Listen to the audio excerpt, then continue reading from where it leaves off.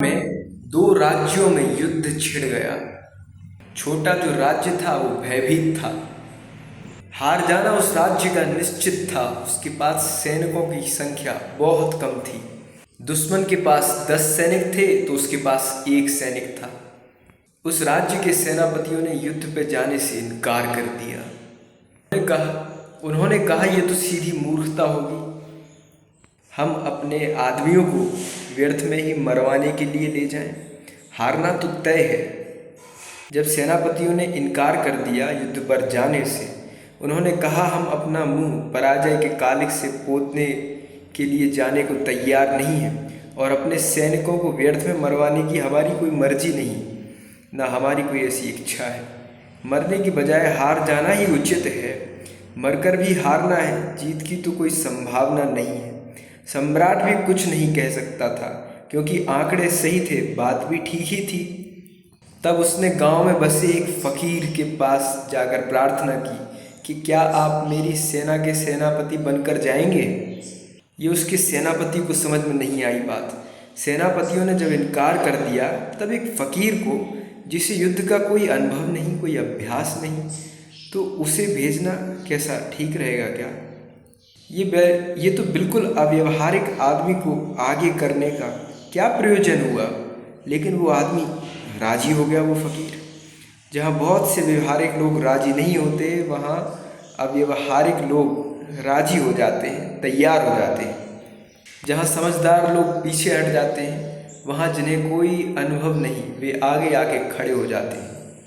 सम्राट भी डरा हुआ था मन में, लेकिन उसने सोचा फिर भी ठीक ही है। हारना भी था तो मर के हारना ठीक है। फकीर के साथ सैनिकों को भी जाने में बहुत घबराहट हुई। ये आदमी कुछ जानता नहीं, लेकिन फकीर इतने जोश से भरा था, सेना को जाना पड़ा, सैनिकों को जाना पड़ा। सेनापति भी सैनिकों के पीछे हो लिए कि देखें तो क्या होता है। जहाँ दुश्मनों के पड़ाव पड़े थे उससे थोड़ी ही दूर उस फकीर ने सारे सैनिकों को रोका। उसने कहा इससे पहले हम चलें, कम से कम भगवान से कह दें कि हम लड़ने जा रहे हैं। उससे पूछ तो लें कि उसकी मर्जी क्या है। अगर हारना ही हो तो हम वापस लौट जाएं, और अगर जीतना है तो ठीक। सैनिक बड़ी आशा से मंदिर के बाहर खड़े हो गए। उस आदमी ने हाथ जोड़कर आंख बंद करके भगवान से प्रार्थना करी। 1 रुपया निकाला अपने खीसे से और भगवान से कहा मैं इस सिक्के को उछाल रहा हूँ। अगर ये सीधा गिरा तो हम समझेंगे कि जीत हमारी तय है, हमारी जीत होनी है और हम आगे बढ़ जाएंगे। और अगर ये उल्टा गिरा तो हम मान लेंगे कि हम हार गए हैं और हम वापस चले जाएंगे। राजा से कह देंगे कि व्यर्थ की हमें मारने की व्यवस्था मत करो, हमारी हार निश्चित है, भगवान की यही ही मर्जी है। सैनिकों ने गौर से देखा, उसने रुपया फेंका। चमकती धूप में रुपया चमका और नीचे गिरा, सीधा गिरा। उसने सैनिकों से कहा अब फिक्र छोड़ो, अब तुम ख्याल ही छोड़ दो कि तुम हारोगे। अब इस जमीन पर कोई तुम्हें हरा नहीं सकता। सिक्का सीधा गिरा था, भगवान साथ थे। वो सैनिक जाके जूझ गए। 7 दिन में उनने पूरी सेना को परास्त कर दिया।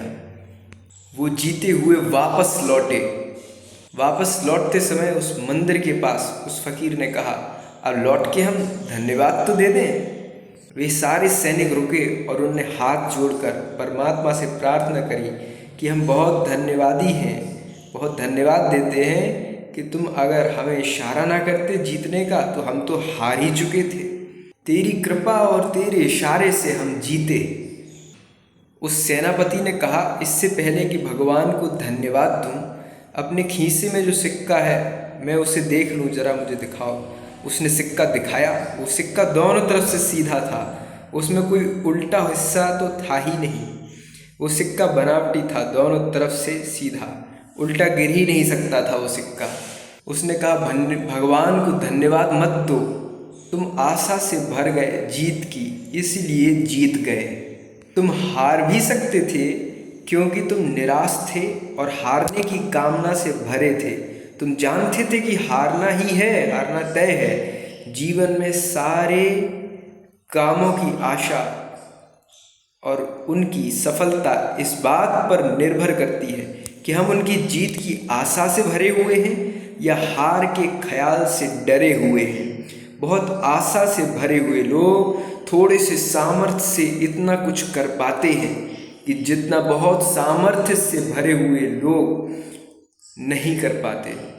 बहुत सामर्थ्य से भरे हुए किंतु निराशा से भरे हुए लोग उतना नहीं कर पाते हैं। सामर्थ्य मूल्यवान है, उतना मूल्यवान नहीं जितना आशा। असली संपत्ति तो इसलिए आशा है। और ये ख्याल रहे कि कोई काम है जो होना चाहिए और होना उसका ज़रूरी है, जो होगा और जिसे करने में हम कोई कसर भी नहीं छोड़ रहे हैं, उसके लिए आशा असली संपत्ति है। जो कार्य हमें करना ही है, जो तय है, अति आवश्यक है, उसके लिए हमें आशा रखना अति आवश्यक है। आशा ही असली संपत्ति है।